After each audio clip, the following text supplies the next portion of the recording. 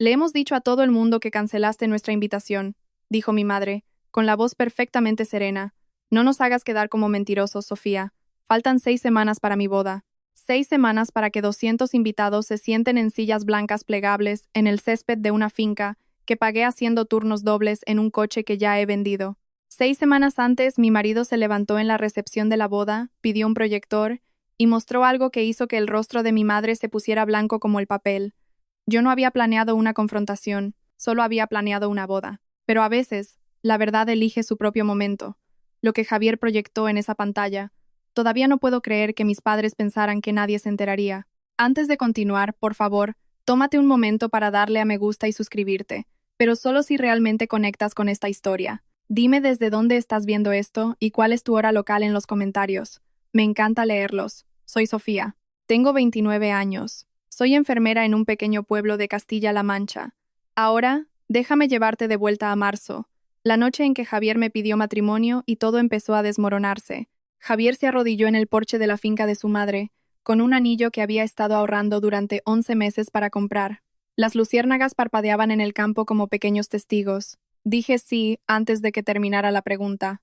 20 minutos después, llamé a mis padres, con las manos aún temblorosas. Mi madre contestó al segundo tono. Se lo conté. Su enhorabuena sonó como si estuviera leyendo una factura. Luego preguntó la fecha. El 14 de septiembre, le dije. Era el único sábado que quedaba disponible en el lugar. Hubo un silencio lo suficientemente largo como para oír el grifo de la cocina goteando al fondo. Esa es la semana del lanzamiento de Valeria en Ibiza. Lo sabes, ¿verdad? Lo sabía. Mi hermana llevaba 2 meses publicando cuentas atrás en Instagram. Un resort de bienestar de lujo. 500,000 de seguidores. Contratos de patrocinio. Un calendario de contenidos. Toda una producción. Mamá, la finca no nos guardaba la fecha. La paga y señal ya está hecha. Tu hermana tiene a 500,000 personas esperando ese viaje. Hizo una pausa. ¿Y tú tienes qué? ¿200 invitados? Ojalá pudiera decir que me sorprendió, pero no fue así. Cuando me gradué de la escuela de enfermería, mis padres llegaron 45 minutos tarde porque tenían que llevar a Valeria a una audición en Madrid. Cuando saqué matrícula de honor en segundo de bachillerato, pegué el certificado en la nevera junto a la foto del concurso de belleza de Valeria. A la mañana siguiente, había desaparecido. Siempre me dije a mí misma que no era personal. Valeria era la estrella, la brillante. Yo era la fiable, y la fiabilidad no necesita aplausos. Hablaré con tu padre, dijo mi madre. Pero Sofía, sé realista. Colgó. Me senté en el porche con el anillo en el dedo y un nudo en el estómago, y pensé, quizá esta vez, solo esta vez, me elegirán a mí. No lo hicieron. Mi padre llamó esa noche. Recuerdo que eran las 20:17 exactamente porque estaba en la cocina haciendo pasta, y el temporizador de mi teléfono marcaba las 20:17 cuando su nombre apareció. Javier estaba en la mesa de la cocina. Puse el altavoz. En retrospectiva, me alegro de haberlo hecho. El testimonio de un testigo es importante. Solo voy a decir esto una vez, dijo mi padre. Su voz era grave, ese tono que usaba cuando consideraba que una conversación había terminado. Mueve la fecha, o tu madre y yo no iremos. Papá, la paga y señal no es reembolsable, entonces la perderás. Eso es lo que pasa cuando no piensas en tu familia. Miré a Javier. Extendió la mano sobre la mesa y tomó la mía. No la apretó. La sostuvo, de la manera en que sostienes algo que no vas a soltar. No voy a moverla, papá. 3 segundos de silencio. Luego, la línea se cortó. Me quedé allí, con el teléfono en la mano, mientras el vapor salía de la olla detrás de mí. Javier preguntó, ¿estás bien? Y yo dije, sí. Era una mentira, pero del tipo que te ayuda a superar los siguientes 10 minutos para que puedas cenar y fingir que el suelo no se está inclinando. Mi padre dirigía a la familia como dirigía su ferretería. Inventario que entra, inventario que sale. No se admiten quejas de las estanterías. Hacías lo que decía Antonio Ferrer, o Antonio Ferrer dejaba de hablarte. Le vi ignorar a su propio hermano durante 2 Navidades por una disputa sobre los límites de una propiedad. Sabía exactamente lo que significaba no estaremos allí. No era una amenaza, era una política. Simplemente no sabía hasta dónde llegaría esa política. 10 días después, llamó el del catering. Hola, soy Elena, del catering El Olivo. Llamo porque Carmen Ferrer nos contactó para cancelar el depósito de su tarjeta. Necesitaremos un nuevo método de pago en 10 días o liberaremos su fecha. Estaba en la sala de descanso del hospital, todavía con mi uniforme. El café en mi mano se estaba enfriando. ¿Canceló el catering? Sí, señora. Esta mañana, llamé a la floristería, la misma historia. Carmen había llamado, tan educada como un domingo por la mañana, y había retirado ambos depósitos. El del fotógrafo seguía allí. Ese estaba en mi tarjeta, todo lo demás, desaparecido, 14.000 euros. Desaparecidos con 2 llamadas telefónicas. Esa noche me senté en el suelo de la cocina con una libreta y una calculadora. Ahorros, 6.200 euros. La boda era en 14 semanas. Faltaban unos 8.000 euros. Javier se sentó a mi lado, con la espalda contra los armarios, hombro con hombro. «Vendemos el Ibiza», dije. No discutió.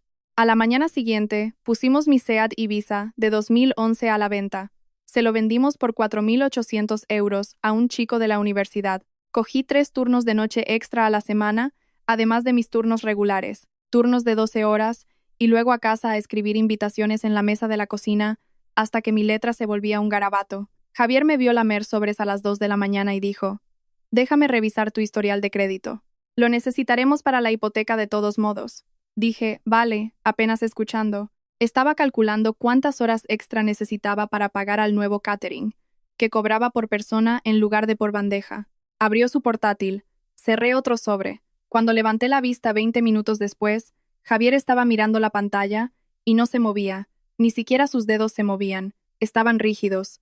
«¿Qué pasa?», pregunté. No respondió de inmediato. Antes de que Javier pudiera explicar lo que había encontrado, mi teléfono empezó a vibrar sin parar. No eran llamadas, eran mensajes, uno tras otro, la pantalla iluminándose como una máquina tragaperras que nadie quería jugar. «Tía Carolina, he oído que les has dicho a tus padres que no vengan. Qué feo, Sofía. Tío Juan, tu madre está destrozada, llámala». Un primo con el que no había hablado desde la última Nochebuena. «La familia es para siempre, no hagas esto».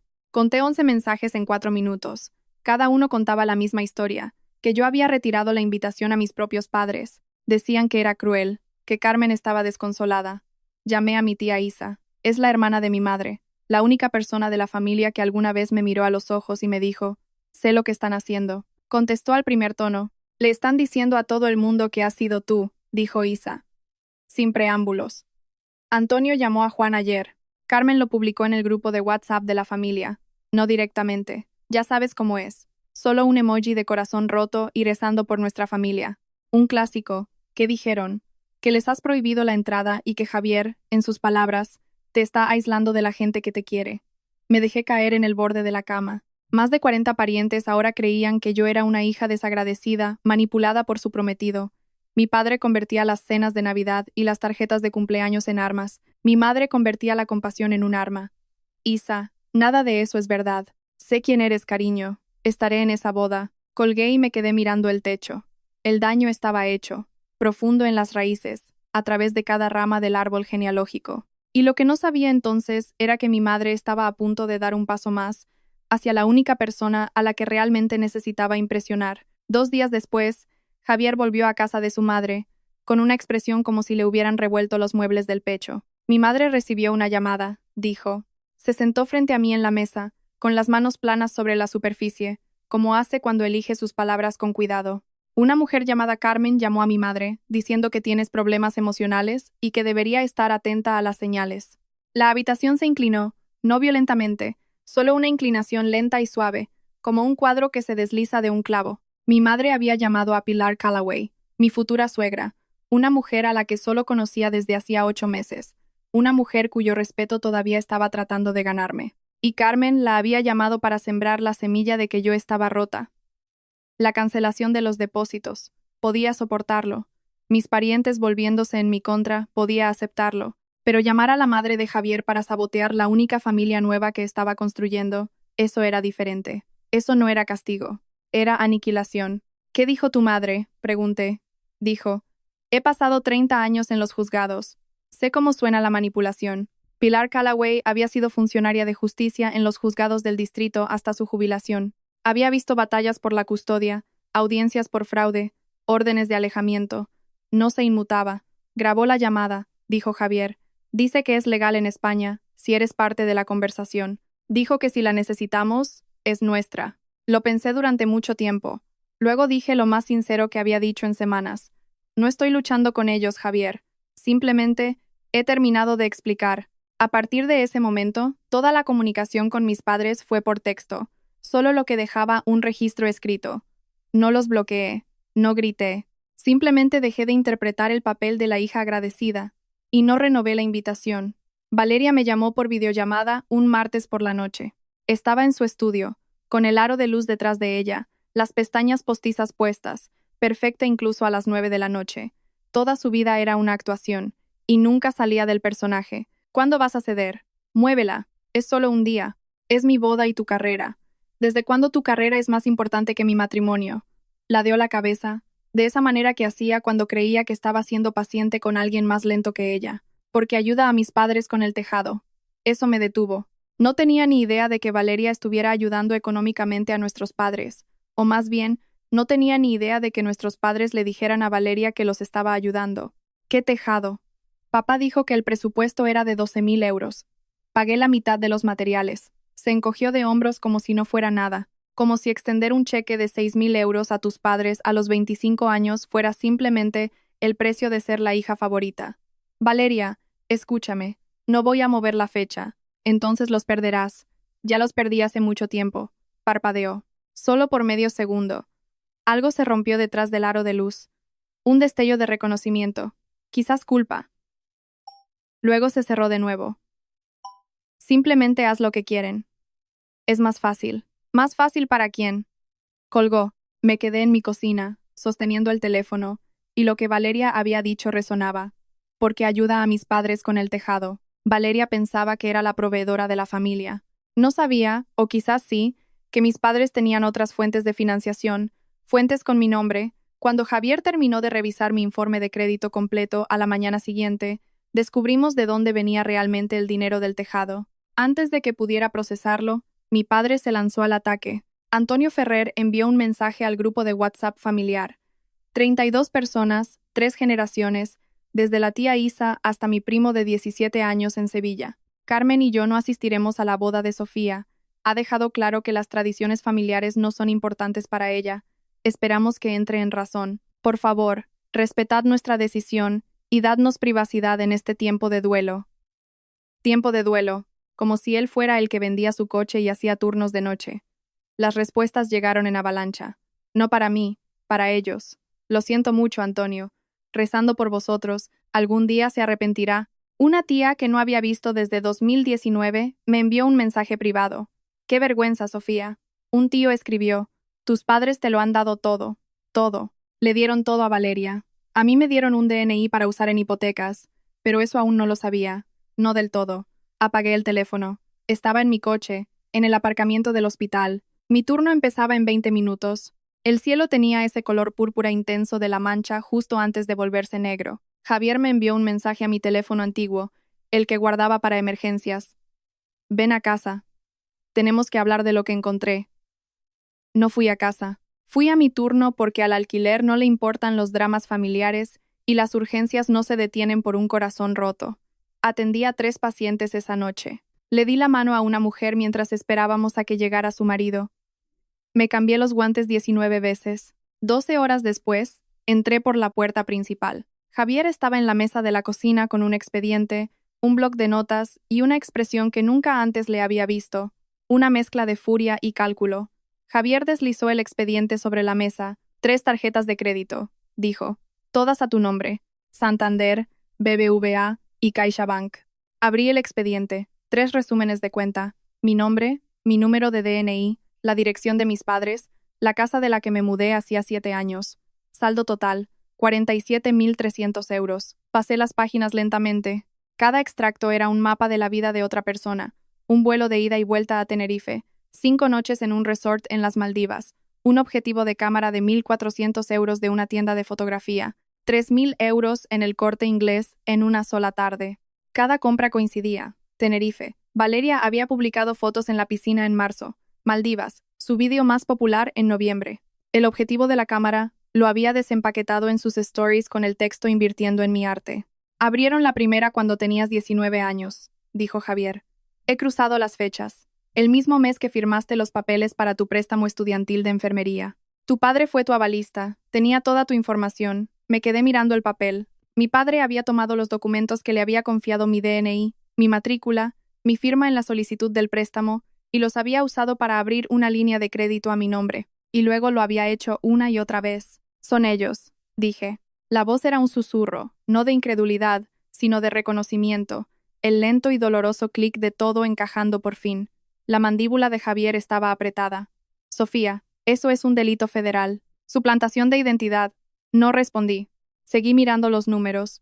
47.000 euros de deuda en la que nunca había gastado un céntimo, sentados en mi historial de crédito como un moratón que no podía ver. Mis padres no solo estaban boicoteando mi boda, llevaban 10 años hipotecando mi futuro. A la noche siguiente, Pilar Callaway vino a nuestra casa. No trajo una tortilla ni cotilleos, trajo su teléfono y una bolsa con un pendrive, porque Pilar Callaway era el tipo de mujer que hacía copias de seguridad de todo. Guardé la grabación, dijo, sentándose en la mesa de la cocina como si lo hubiera hecho 100 veces en los juzgados.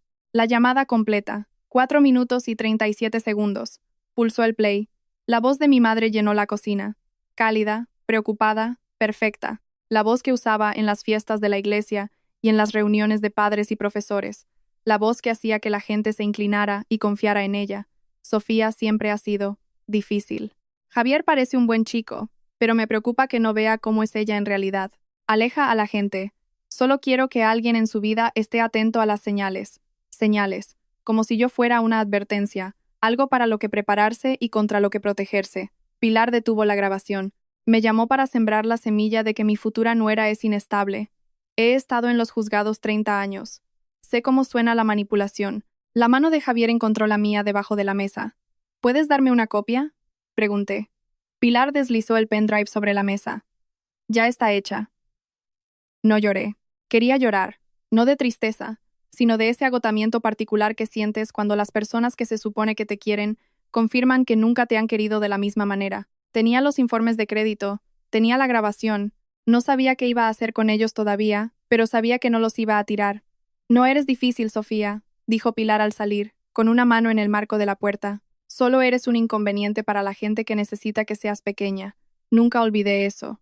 Me lancé a la boda como si fuera un turno de 12 horas en urgencias. Cabeza gacha, manos ocupadas, sin tiempo para sentir. Javier y yo hicimos los centros de mesa con tarros de cristal y flores silvestres de un puesto al lado de la carretera nacional. 3 euros el ramo. Cada noche después del trabajo, atábamos cuerda alrededor de los tarros en la mesa de la cocina, en una cadena de montaje, mientras escuchábamos podcasts de crímenes reales, porque ninguno de los dos podía soportar el silencio. Pilar me arregló su propio vestido de novia, un encaje marfil hasta la pantorrilla, un poco amarillento en el bajo. Se sentó en su máquina de coser durante 4 noches seguidas. Cuando me lo probé, y me quedaba casi perfecto, solo un poco suelto en la cintura, lo ajustó con alfileres y dijo, «Ya te crecerá. Todo buen matrimonio añade unos kilos». Mi tía Isa llamó a una amiga que tenía una floristería en el pueblo de al lado. Precios al por mayor, a mitad de coste. Trasladamos la recepción del restaurante cancelado a la finca de la familia Callaway, el mismo campo donde Javier me pidió matrimonio. Guirnaldas de luces de la tienda de suministros agrícolas, mesas y sillas alquiladas, un equipo de sonido prestado del compañero de piso de la Universidad de Javier. Las confirmaciones de asistencia llegaron, 200 invitados, la mayoría del lado de Javier, sus compañeros de trabajo, nuestros amigos, de mi lado, Isa, y un puñado de compañeras de la escuela de enfermería. Eso era todo. Mi padre llamó una última vez, 13 días antes de la boda. Última oportunidad, Sofía. Mueve la fecha y lo olvidaremos todo. No hay nada que olvidar, papá. Os guardaré un sitio por si cambiáis de opinión.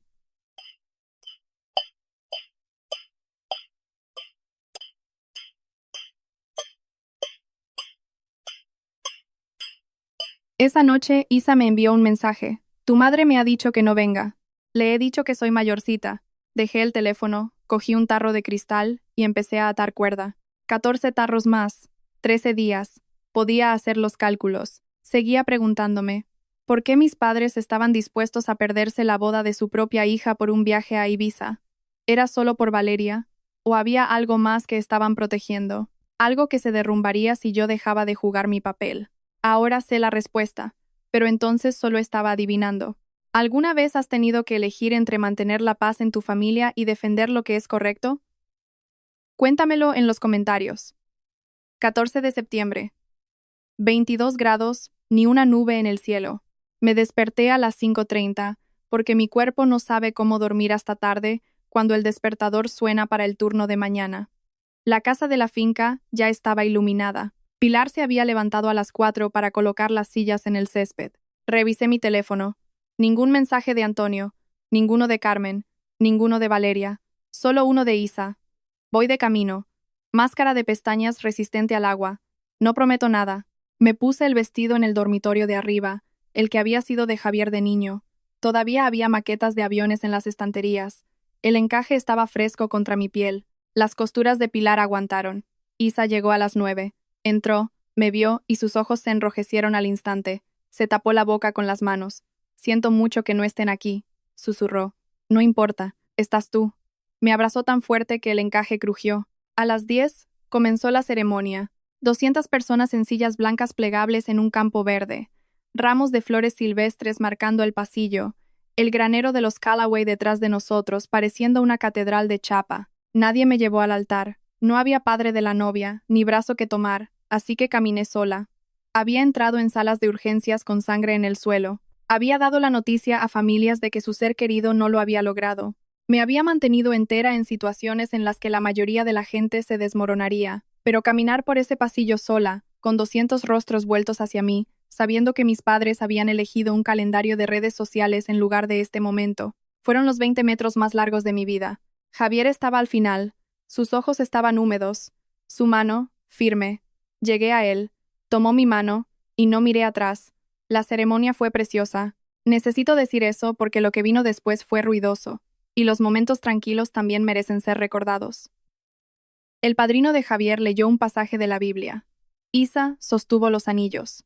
El oficiante, un sacerdote jubilado de la iglesia de Pilar, habló de elegir a las personas que también te eligen a ti, y vi a 4 mujeres en la segunda fila buscar pañuelos al mismo tiempo, pero podía oír los susurros durante los votos, en las pausas entre las palabras, pequeñas corrientes de aire en la multitud. ¿Dónde están sus padres? He oído que ella les prohibió la entrada. Eso no es lo que Carmen me dijo. Mi colega, Linda, la jefa de enfermeras, 23 años en el trabajo, sin miedo a nada, se inclinó hacia mí durante el intercambio de anillos y me apretó el codo. No le hagas caso a nadie. Estás radiante. Traté de mantenerme entera durante los votos, durante el beso, durante los aplausos. Traté de mantenerme entera cuando Javier dijo, te elijo a ti. No porque nadie más lo haría, sino porque nadie más podría. Traté de mantenerme entera cuando 200 personas se pusieron de pie y aplaudieron, y el sol se abrió paso sobre el campo como si Dios estuviera presumiendo. Lo intenté. La ceremonia terminó. La gente nos abrazó. Un niño me tiró flores silvestres al pelo. El compañero de piso de la Universidad de Javier puso música. Una lista de reproducción que había hecho la noche anterior. Mitad flamenco, mitad pop de los 80, completamente equivocada y completamente perfecta. Nos trasladamos a la zona de la recepción. Mesas largas de madera bajo guirnaldas de luces. Cochinillo asado de un sitio en Mota del Cuervo donde el dueño le debía un favor a Javier. Los tarros de cristal en el centro de las mesas, capturando la luz del atardecer. 200 invitados, servilletas de papel, amor verdadero. La ceremonia fue perfecta, pero fue en el banquete donde todo cambió. Vi los faros primero. Un Mercedes plateado, subiendo lentamente por el camino de grava. Con cuidado como si estuvieras entrando en un escenario si quisieras que el público se fijara. Mi padre salió, con su chaleco de carbón y sus pantalones planchados. Mi madre con un vestido de flores y el pintalabios recién aplicado, lista para las fotos, como siempre que sabía que la gente estaba mirando. Carmen me vio al otro lado del césped y su rostro se abrió en una sonrisa amplia y temblorosa. Caminó directamente hacia mí, con los brazos abiertos, su voz proyectada para la tía Carolina. «Ay, cariño, no podíamos perdernos el gran día de nuestra hija». Me envolvió en un abrazo antes de que pudiera reaccionar. Su perfume me llenó la nariz, el mismo Estée Lauder que había usado desde que yo tenía 12 años, y por un horrible segundo, mi cuerpo casi se derritió con ese olor. Antonio le estrechó la mano a Javier con ambas manos. «Bienvenido a la familia». La voz retumbante, cálida, para que la oyeran las 8 mesas más cercanas. La gente aplaudió. Alguien en la mesa 4 dijo, «¿Ves? Al final vinieron». Una mujer que no reconocí se secó una lágrima. Los padres pródigos regresan justo a tiempo. ¡Qué historia tan bonita! Me quedé paralizada. Mis nudillos estaban blancos en mi ramo. Miré a Javier. Me miró directamente a los ojos. Su mandíbula estaba apretada, pero su mirada era tranquila. La misma mirada que tenía cuando terminaba una hoja de cálculo, y los números finalmente tenían sentido. Me hizo un pequeño asentimiento, casi imperceptible. El tipo de asentimiento que significa, lo tengo y estoy listo. Porque esto era lo que mis padres no habían previsto. Llegaron esperando reescribir el final, sonreír, abrazar, actuar. Pensaban que habían ganado. No tenían ni idea de que Javier había traído un proyector. Los brindis comenzaron durante la hora dorada. El padrino de Javier habló primero. Una historia corta y divertida sobre un viaje de pesca que hizo reír a todo el mundo. Luego Pilar dijo unas palabras sobre el tipo de mujer que siempre esperó que su hijo encontrara. Me miró directamente cuando lo dijo, y casi me eché a llorar. Luego se levantó Javier. Se había quitado la chaqueta, con las mangas arremangadas hasta los codos. Parecía relajado, pero yo sabía que no era así. Le había visto prepararse para auditorías bancarias con menos tensión. Tomó el micrófono del padrino y sonrió a la multitud. Quiero agradecer a todos por estar aquí, especialmente a aquellos que vinieron cuando no era fácil. Hubo un murmullo. Un par de miradas se dirigieron a Antonio y Carmen, sentados en una mesa cerca de la parte de atrás. Carmen con los tobillos cruzados, Antonio con un brazo sobre su silla, ambos con la expresión satisfecha de los padres que acaban de hacer una gran entrada. También quiero hablar de la honestidad, dijo Javier, porque Sofía se la merece. El murmullo se detuvo. Los vasos dejaron de tintinear. Algunos de vosotros recibisteis mensajes diciendo que Sofía había retirado la invitación de sus padres. Eso no es cierto. La sonrisa de Carmen vaciló. Antonio y Carmen decidieron boicotear esta boda. Sus palabras fueron, para enseñarle una lección de humildad, porque Sofía se negó a mover la fecha de nuestra boda, por el viaje de Valeria a Ibiza, susurros, rápidos como el fuego en hierba seca. Antonio empujó su silla hacia atrás y se puso de pie. Ya basta, chico. Javier no se inmutó. No soy su chico, Antonio, y no he terminado. 200 personas en silencio absoluto. La música se había detenido. Incluso los grillos parecían haberse callado. Carmen buscó el brazo de Antonio. Él la apartó. Javier dejó su teléfono sobre la mesa junto al altavoz Bluetooth. Hace 6 semanas, Carmen llamó a mi madre. Le dijo a mi madre que Sofía era emocionalmente inestable, que alejaba a la gente, y que alguien de mi familia debería estar atento a las señales. Miró a Carmen. Estaba inmóvil como una estatua, como un ciervo paralizado por los faros justo antes de decidir en qué dirección correr. Mi madre grabó la llamada. Pulsó el play. La voz de mi madre sonó por los altavoces, tan clara como una campana de iglesia, y el doble de fría. Sofía siempre ha sido difícil. Javier parece un buen chico, pero me preocupa que no vea cómo es ella en realidad. Siempre aleja a la gente. Solo quiero que alguien en su vida esté atento a las señales. 200 personas lo oyeron. Cada palabra, dicha en el tono cuidadosamente preocupado y ensayado de mi madre. El tono que sonaba como amor, si no sabías cómo sonaba el amor de verdad. Carmen se puso de pie de un salto. Eso está sacado de contexto. Pilar Callaway se levantó de la mesa 63 años, con el pelo plateado en un moño, gafas de leer en una cadena alrededor del cuello. No levantó la voz. Nunca tenía que hacerlo. Le puse la grabación completa al sacerdote, dijo Pilar. Dijo lo mismo que yo. Eso es manipulación. La multitud ya no susurraba. Estaban en silencio, un silencio pesado. Isa estaba sollozando en su silla, con una mano apretada sobre la mesa, la otra sobre su boca. Sabía que su hermana era cruel, pero no había sabido que era tan cruel. Antonio agarró a Carmen por el codo. Nos vamos. Javier se aferró al micrófono. Podéis iros, pero hay una cosa más que vuestra familia necesita oír. Antonio se detuvo. El compañero de piso de la universidad de Javier, el que había montado el sistema de sonido, tensó una sábana blanca entre 2 postes del granero. El proyector prestado cobró vida. Números aparecieron en la pantalla, 3 cuentas de tarjetas de crédito, mi nombre en la parte superior de cada una. Debajo, transacción por transacción, resaltada en amarillo. Javier habló sin mirar sus notas. No las necesitaba. Se sabía cada línea de memoria. 3 tarjetas de crédito abiertas a nombre de Sofía, sin su conocimiento ni consentimiento. Hubo jadeos audibles, del tipo que se aspira hasta el fondo de los pulmones. Deuda total, 47.300 euros. Ninguna de estas deudas es suya. Cada transacción coincide con las publicaciones en redes sociales de Valeria Ferrer, señaló la pantalla. El resort en Tenerife, en marzo. Billetes de primera clase a las Maldivas, en noviembre. Equipo de cámara. El Corte Inglés. Todo cargado a cuentas que Sofía nunca abrió. El tío Juan se levantó a medias y luego se volvió a sentar. La tía Carolina se tapó la boca con la mano. La mujer que se había secado las lágrimas cuando llegó Antonio ahora parecía como si se hubiera tragado algo afilado. La voz de Antonio rompió el silencio. Eso es un asunto de familia. Javier se giró para enfrentarlo directamente. Eso es fraude y suplantación de identidad. Carmen estaba llorando ahora, no las lágrimas suaves y compasivas que había usado en el teléfono con Pilar. Esto era diferente, un torrente incontrolado. Antonio agarró el brazo de Carmen y tiró de ella hacia el camino de grava. La tía que me había enviado el mensaje de «¡Qué vergüenza, Carolina!» se levantó y los siguió, pero no para consolarlos. «Antonio», dijo, «¿es verdad?» Él no respondió. No miró atrás. Las puertas del Mercedes se cerraron de golpe. El motor arrancó.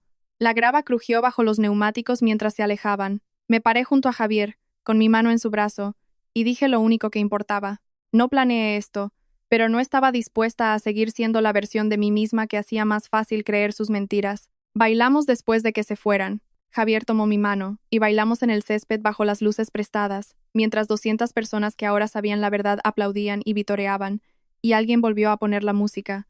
No soy una gran bailarina, tampoco lo es Javier. Nos balanceamos y nos pisamos los pies y nos reímos. Y durante 5 minutos, la noche fue nuestra, como se suponía que debía ser desde el principio. El lunes por la mañana siguiente significaba papeleo. Presenté una denuncia por suplantación de identidad ante la Agencia Española de Protección de Datos. Javier me llevó a la comisaría de la Policía Nacional, donde presenté una segunda denuncia. Jurisdicción local, rastro de papel, número de caso. Un agente con ojos amables y una libreta tomó mi declaración durante 40 minutos. Llamé a los 3 bancos, congelé las cuentas e inicié los procedimientos formales de disputa. Javier me guió en cada paso. Hacía esto para clientes en el banco, desenredando líos de crédito, verificando firmas. Esta vez, el cliente era su esposa. Todas las tarjetas habían sido abiertas antes de que yo cumpliera 21 años. Ninguna tenía mi firma. Solicité una nueva copia de mi DNI, cerré todas las cuentas que todavía tenían la dirección de mis padres, configuré alertas de fraude con las 3 agencias. No llamé a Antonio. No le envié un mensaje a Carmen. No expliqué, ni justifiqué, ni me disculpé.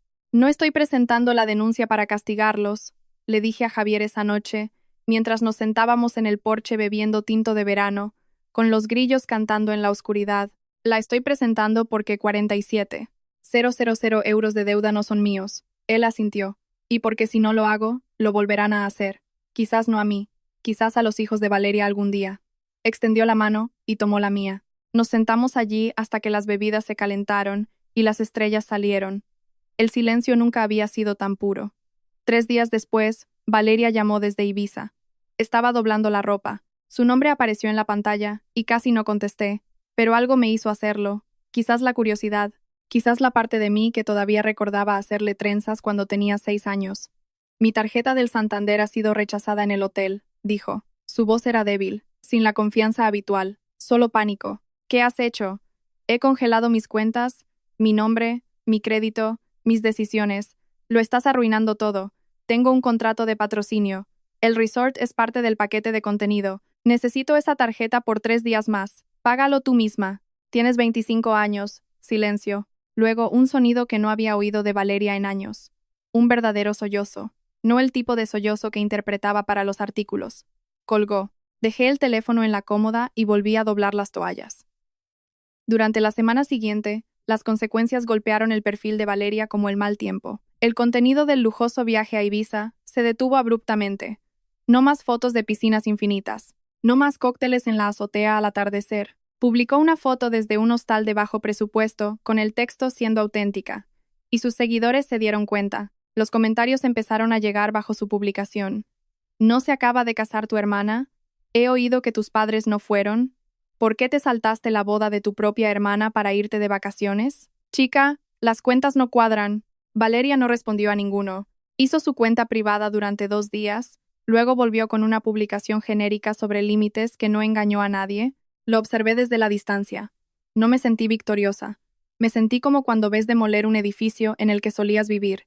Alivio y pena, tan entrelazados que no puedes separarlos. Carmen llamó 2 veces. Dejé que ambas fueran al buzón de voz. La familia se reajustó lentamente en las semanas siguientes, como el desplazamiento de las placas tectónicas, invisible al principio, y luego, de repente, todo está en un lugar diferente.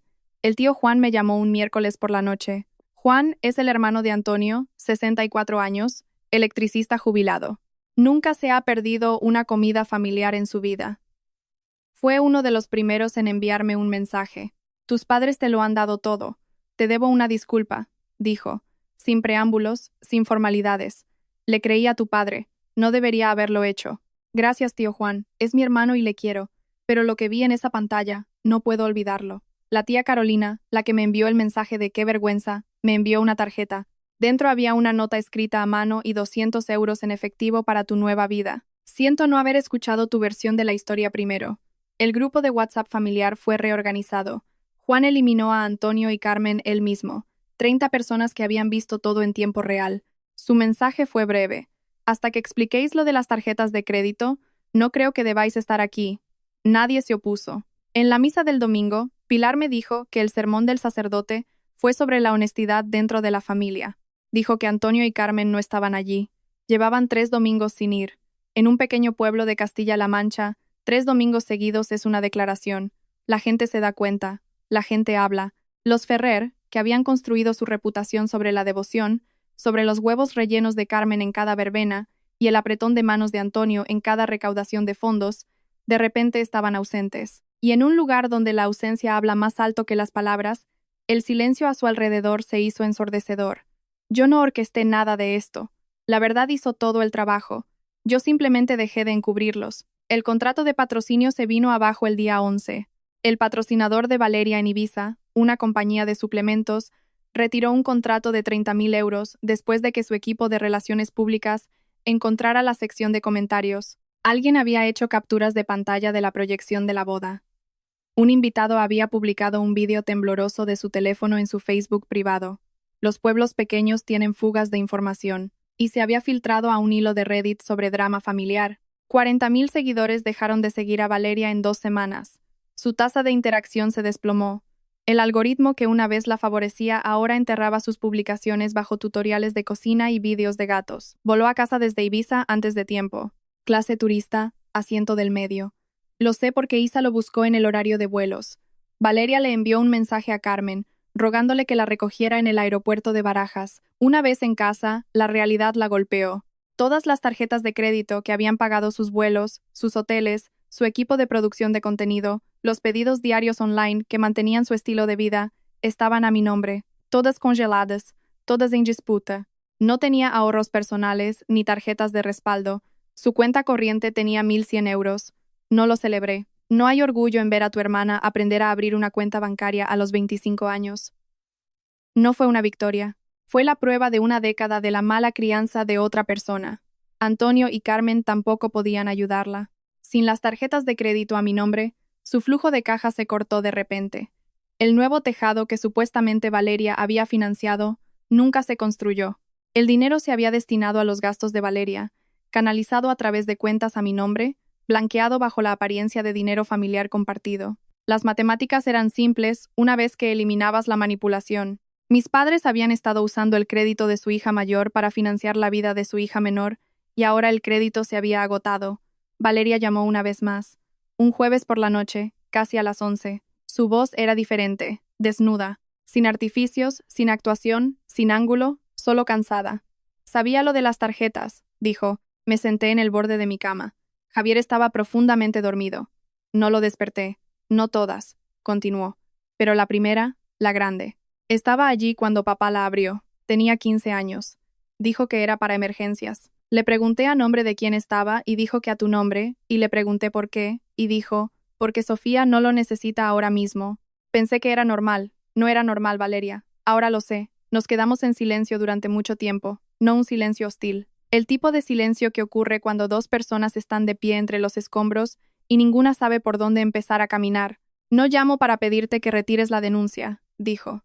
Sé que no lo harás. Llamo porque no sé qué hacer, y porque eres mi hermana y usé tu nombre para pagar una vida que no me gané, y no sé cómo vivir con eso. Cerré los ojos. No estoy lista para perdonarte, dije. Quizás algún día, pero no hoy.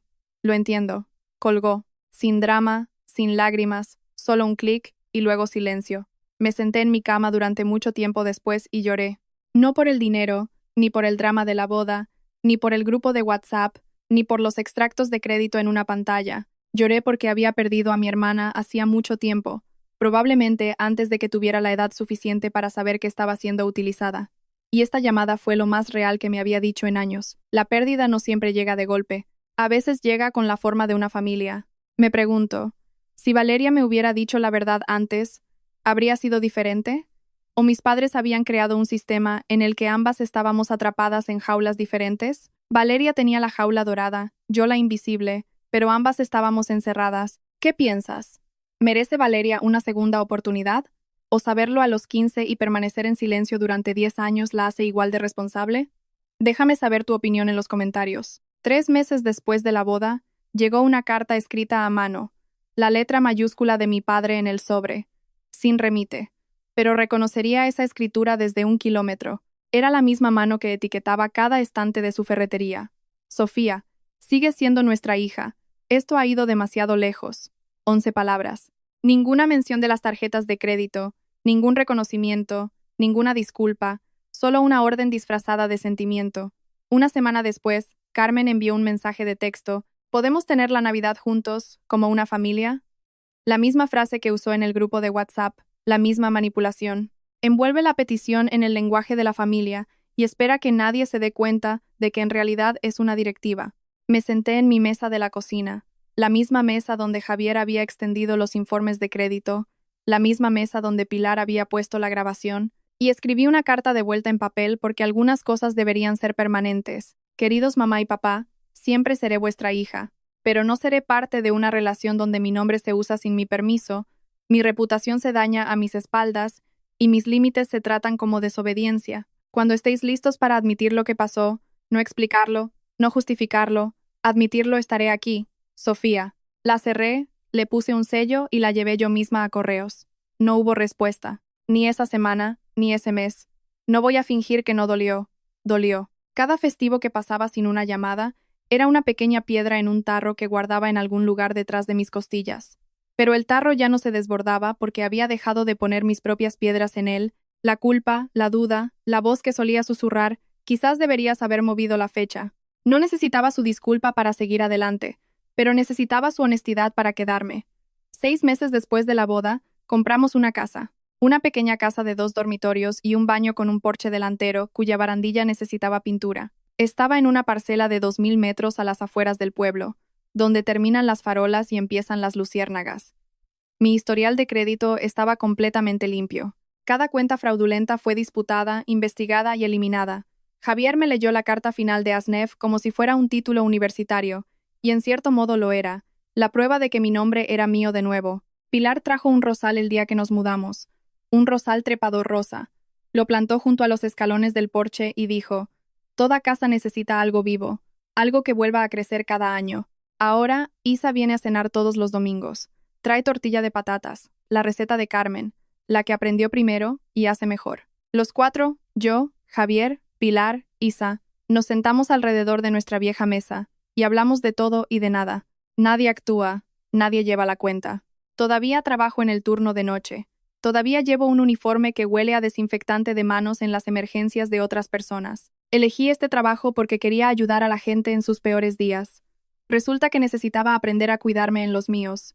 No tengo la familia en la que nací, tengo la familia que construí, y cada persona en esa mesa del domingo está allí por elección. El límite más difícil que he establecido fue una frase de 6 palabras. No voy a mover la fecha, papá. Y eso lo cambió todo. Si estás esperando permiso para defenderte, de quien sea, incluso de las personas que te criaron, considera esto tu señal. No le debes tu paz a nadie, ni siquiera a tu familia, especialmente no a la familia que hipoteca tu futuro y lo llama amor. Esa es mi historia. Sé que es intensa. Y sé que algunos de vosotros estáis pasando por algo similar ahora mismo. Un padre controlador, un hermano que solo toma, una familia que necesita que te hagas pequeña para que otra persona pueda brillar. Si este vídeo te ha hecho sentir visto, o enfadado, o un poco más libre, por eso lo compartí. Suscríbete si quieres más historias como esta y echa un vistazo a la descripción a continuación. Hay otra sobre una mujer cuya familia intentó vender su casa mientras ella estaba desplegada en el extranjero. Es increíble.